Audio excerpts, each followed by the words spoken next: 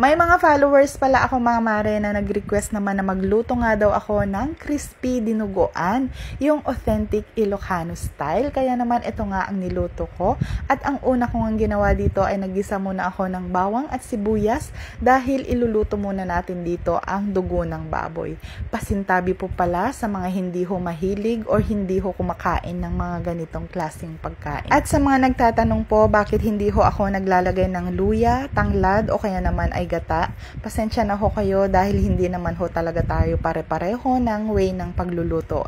Iba-iba po ang lugar natin kaya iba-iba rin po talaga ang recipe natin. At para sa aming mga Ilocano, ang ginagamit po namin na pantanggal ng lansa nito ay sukang Iloco or sukang puti.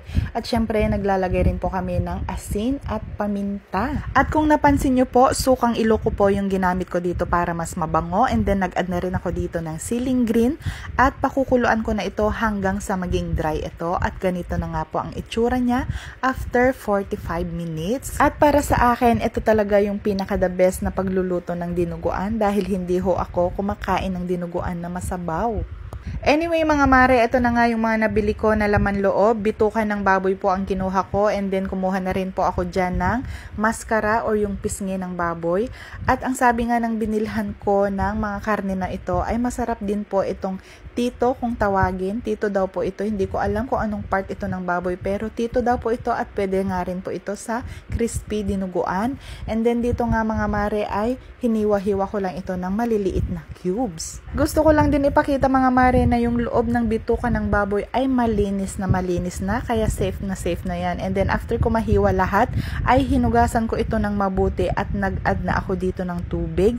Syempre tinimplan ko na rin ito ng asin, paminta, syempre pampalasa at laurel, and then sinalang ko na ito. At nakalimutan ko nga pala maglagay ng bawang, kaya naman dito sa part na to ay nag-add ako ng isang buong bawang. After nyan mga mare ay pinakuluan ko lang ito ng pinakuluan hanggang sa umabot na nga ng 45 minutes. Medyo matagal po dahil nga matagal siya maging crispy.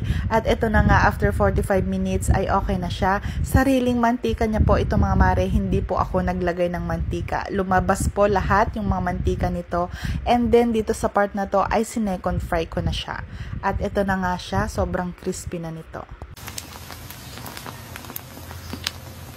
At pakinggan natin mga mare kung crispy na ba talaga ito.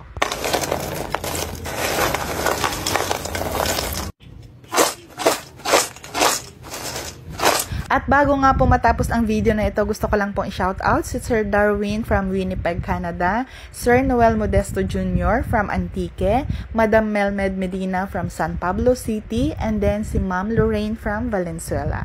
Maraming salamat po sa panonood at sa patuloy niyo pong suporta. God bless you all. Tara na at kumain na tayo.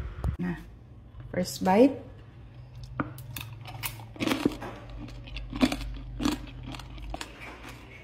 Grabe, ang sarap.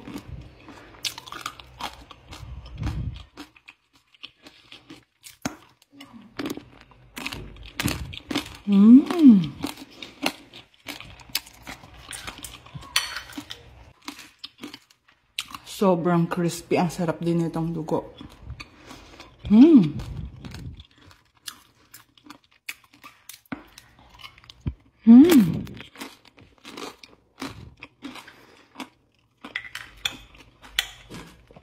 Grabe.